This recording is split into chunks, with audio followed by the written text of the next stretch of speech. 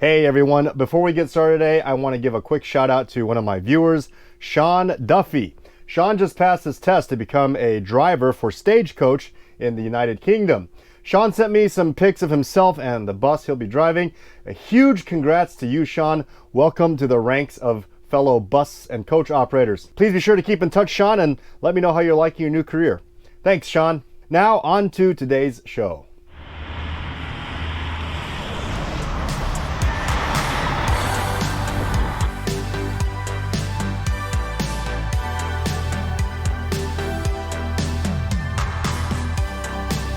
Hey, what is going on, all you bus nuts, geeks, and enthusiasts out there? Welcome to another episode of Motor Coach World. My name is James. For most teenagers in the US, getting your driver's license is a huge rite of passage. It's a day that most kids dream of by the time they know how to talk. For a teenager, it's a ticket to freedom and major bragging rights to your peers who hasn't gotten theirs yet. It's also a status upgrade in high school where all of a sudden you go from being that nerdy kid that carries around a violin case all the time and can recite all the technical details about every starship in Star Trek. Man, you are one pathetic loser. No offense. To being someone all of a sudden all the popular kids want to talk to now. Well, so long as you have your keys to your parents' minivan. All of a sudden your bicycle just isn't as cool anymore. At the age of 16, having a driver's license means that you'll find every excuse you can, whether it's running errands for your parents or going to help your friends with homework, to hop in the driver's seat and hit the open road. Then one day, when you're a little older and you've become a motor coach operator, you realize that things just aren't that simple anymore. Yes, that's right, the days of jumping in the driver's seat, cranking that ignition, throwing it into gear and taking off are over, at least when you're in a coach bus. Like many other things, as we age, it takes just a little bit more effort and time to get a coach bus rolling down the road. Yes, I know what you're thinking. He's beginning to lose his mind, the old man. Based on popular demand today, we're going to talk about one of the many things a motor coach driver has to do before they can hit the open road. A major part of every motor coach operator's job, the pre-trip. When it comes to driving a motor coach, making sure that they're properly maintained is, or at least should be, a big part of the overall operations for the company or person who owns them. You have the diesel technicians who perform all the routine maintenance on them after the bus racks up so many miles, as well as all the repairs on them when something on the coach bus breaks or is about to break. When you're in the business of carrying up to 56 passengers per bus every day, you want to minimize the chances of breakdowns over the road and making sure that your bus is safe. Now, that's not an easy job considering how large and complex these motor coaches are, especially if you have many of them in your fleet. The drivers spend more time behind the wheel of a motor coach in operation compared to anyone else in the company. At least that's the way it should be. Most motor coach drivers, especially the more experienced ones, will know every little squeak, rattle, and hum of their coach bus. They usually become acclimated to how the bus feels, accelerates, and even smells over time after many miles on the road. With that said, most of the time, drivers are the first ones who will notice any signs of performance issues of the coach over the road. Now, don't get me wrong, a good diesel tech will catch things that are going bad, usually when they're performing routine maintenance or doing any kind of work on the coach bus. And that's the way it should be. As a bus company manager or owner, if you make it a team effort between the tech and the driver, you'll greatly reduce the number of road failures for your bus company, as well as saving yourself a lot of money. The Federal Motor Carrier Safety Administration, or otherwise known as FMCA, mandates that the motor coach driver has to be satisfied with the condition of the coach. If the driver is not satisfied that the coach is in good working order, the vehicle must be repaired before anyone can drive it, even if they are hundreds of miles away from the garage. This is done by filling out something called a DVIR, which is an abbreviation for Driver Vehicle Inspection Report. Prior to the electronic logging system, this was done in a book that stays with each vehicle. Today, this is done when the driver is logging into the electronic logging device, or ELD. I did a video a while back that goes more in depth on this topic called Life as a Charter Bus Driver in the United States. Feel free to check it out in my video lineup. I'll put a link to it up here in the video. Before each trip, when the driver is logging in, the driver has to do a pre-trip of the vehicle. And at the end of the trip, before the driver logs off, the driver has to perform a post-trip. Now, depending on the bus company and types of vehicles they operate, the check items on their DVIRs may be different compared to the ones that I list in this video. There is a minimum that each DVIR must include, which is mandated by the FMCA, but bus companies tend to add more to that list. Some electronic logging applications like OmniTrax, which is the application that we use for Pure Charter, allows bus companies to customize what is on their driver DVIR inspection list, with the mandatory items being unchangeable.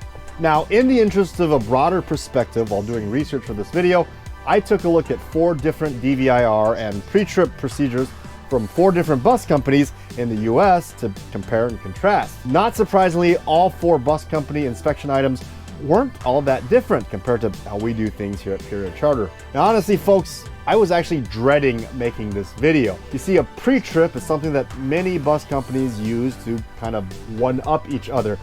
It's a touchy subject. When it comes to pre-trips, bus companies can get kind of competitive. So with that said, I'm sure I'm going to get some interesting comments down below. Now, 90% of my viewers are usually really friendly and open-minded and give really good constructive criticism, which I welcome because I want to learn too while making these videos. There are a few who just want to be trolls, but hey, it's YouTube, so I expect nothing less. But if you can stand here and murder this pathetic little man, then you have no honor. If you are a motor coach operator or a manager in the industry or just a bus nut who knows his pre-trip, please be forgiving and understand that everyone may do things a little differently, and that's okay. Before we actually get to the items on a pre-trip, a driver should always be allowed a minimum of half an hour to an hour to do their pre-trip inspections, especially with paperwork and depending on the company. An hour is probably the best choice. In my opinion, no driver in any situation should ever rush through a pre-trip inspection, even if they show up late for work. When walking up to the bus, the driver should look for obvious damage. Things like flat tires, bus leaning to one side, broken glass, anything hanging down underneath the bus, and any kind of obvious leaks or puddles that formed underneath the bus. Upon completing the initial walk around, the driver should open the hood and start checking things like the alternator, making sure that it's not loose. It's all fun and games until someone loses an alternator. Also, check that the belt is tight and not looking raggedy. Check the water pump and make sure it's not leaking and the belt is tight and in good condition as well. Power steering fluid is also important unless you feel like a good upper body workout throughout your trip. Make sure the reservoir is not low. After that, check the coolant and oil level and make sure that all the hoses and engine components are not leaking any of this stuff. You simply won't get far without coolant and oil. After checking the engine compartment, drivers usually start checking the outside of the coach. As the driver walks around the coach to check the following items, the driver should make sure that the vehicle is level from front to rear. If the coach is air ride equipped, which most coaches are these days, check for air leaks from the suspension system by listening for any hissing noises. Starting at the front of the coach, I like to go from the top to bottom. Check the front windshield, make sure that there are no cracks and all the seals are tight and not falling off. Also check the front cluster lights above the windshield and make sure that they all light up and are not cracked or dulled from moisture. Check the mirrors for cracks and that the bracket arm is not loose in any way.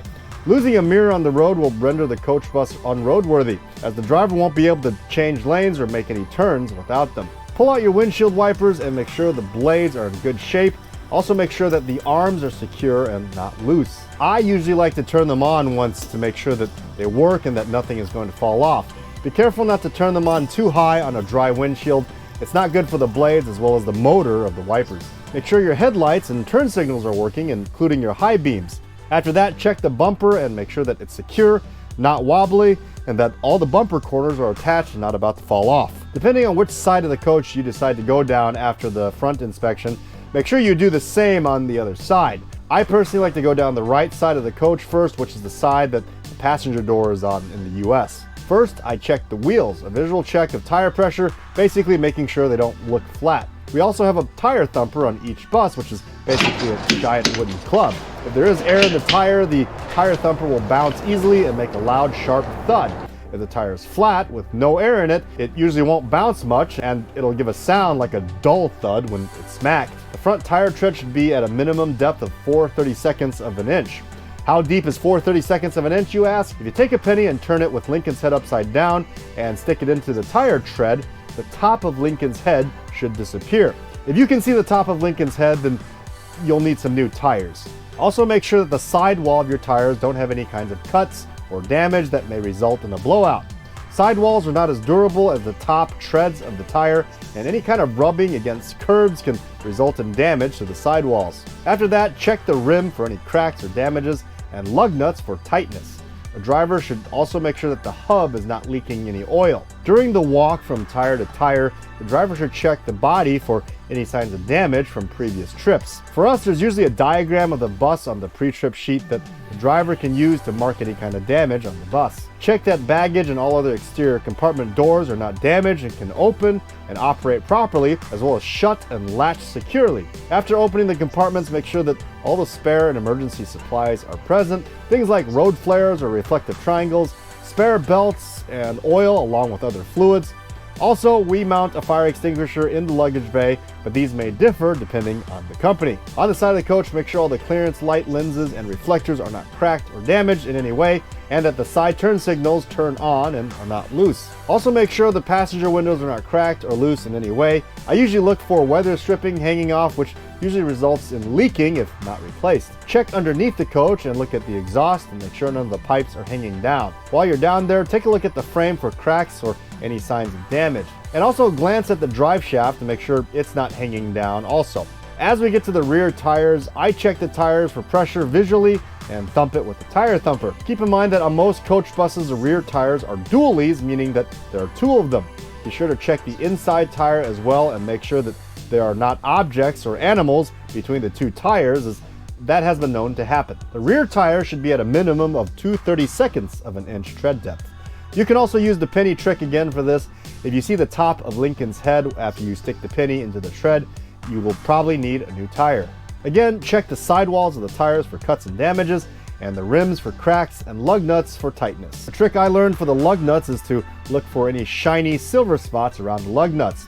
This will indicate that something metal has been rubbing against metal and that there has been recent movement of the lug nuts. This is usually a good indicator that the wheel needs to be looked at. Finally, on the rear wheels, don't forget to once again check the hub for any kind of hub oil leak. If your hub runs out of hub oil, the bearings will burn up and the wheel could seize while you're driving. At the rear of the bus, check the clearance lights on top, making sure they turn on. Then check the brake lights, rear turn signals, and reverse lights. There's usually a button on most coach buses that allow the bus to go into pre-trip mode, which illuminates all the lights for the driver to check them. But if not, find someone to hop on the bus and hit the brakes as well as put in reverse so that you can visually check the brake and reverse lights for function. After that, make sure the mud flaps is secure and not about to fall off. Again, while doing this, check for any type of body damage and be sure to document it if you find any. Depending on where the fuel tank is located on the bus, make sure to check the fuel tank for leaks and that it's mounted securely and that the fuel cap is on tight. If the coach is equipped with a wheelchair lift, be sure to operate the lift to make sure that everything works on it. Even if you're not expecting an ADA passenger on your trip, it's always a good idea to still check the lift so that technicians can address it before it's needed for an actual ADA passenger. As you enter the coach, check that the entry doors operate smoothly and closes securely. Check that the handrails are secure, and if equipped with step lights, make sure the lights are working. Make sure that the steps getting on the coach are clean, with the tread not loose or worn excessively. At this point, I usually turn on all the reading lights as well as the cabin lights and write up any lights that are out. Though these are not safety issues, it helps your tech know about them and keeps your coach looking nicer. Make sure to operate all the emergency exits, which are usually the roof hatches and the side windows that are labeled with emergency exit stickers. Also make sure that all emergency exit stickers are not worn to the point that they're not readable or that they haven't been ripped off by some bratty kid from a previous trip. Also check that any emergency exit warning devices are working, as well as making sure that the fire extinguisher is pressurized and not expired. Yes, fire extinguishers have expiration dates. As you make your way towards the back of the coach, look for broken seat frames and check that seat frames are firmly attached to the floor. Also check that seat cushions are attached securely to the seat frames. You can do this by pushing on the seats and then lifting up on the cushions. If they move, then they need to be repaired before the coach leaves the garage. Open the restroom door and check to make sure that toilet paper is present and that there are extra rolls stored. Make sure the restroom's lights work when the door is shut, and I always like to make sure that the lock on the door works properly, as sometimes they tend to get stuck. I always check to see if there's enough soap and hand sanitizer in the dispenser for the trip. After that, I like to lift up on the toilet seat and make sure that there is blue restroom liquid in the toilet. You definitely do not want to leave the garage with a dry toilet. It makes for a smelly trip. Finally, if your coach is equipped with media and entertainment, which all of ours are, I'll usually go and turn on the media system to make sure that the sound and all the monitors work, and also connect to the Wi-Fi to make sure that I'm getting a good connection. After that, I'll usually check the mic to make sure that they turn on and are properly charged. Group leaders tend to get cranky when they can't play tour guide when on your coach. Sitting in the driver's seat, I make sure that my seat adjusts properly and the mirrors are positioned where I can see what I need to see in them, as well as to make sure they work. At this point, I'll usually start the coach up and I check for any fault or warning lights on the dash and make sure that all the gauges are working properly. I also make sure that my air is building up properly and in a timely manner. I usually like to walk to the back of the coach once more after the coach has started, just to make sure there aren't any funky sounds, as well as to make sure that I closed and latched the bay doors and engine compartment doors properly. If your pre-trip procedure is different, please feel free to describe yours in the comment box down below. I would love to cross-reference and compare with all of you, and in the end, we may come up with a more efficient and inclusive pre-trip. I'm always looking to improve. Well, folks, I hope you guys enjoyed today's episode. I know this one was kind of different, and it's just basically me going through a pre-trip. I did this one because of many requests, and I hope this one wasn't too techy and boring for some of you. If you did like the video, I would appreciate it if you hit that like and subscribe button. It'll definitely help me out. Also, don't forget to check out my Patreon page, patreon.com/motorcoach. If you want to support my channel, you can become a patron for as low as $1 a month. Your proceeds will go towards things that'll help me make you better content. And remember, if you're watching this, you are part of the motor coach world.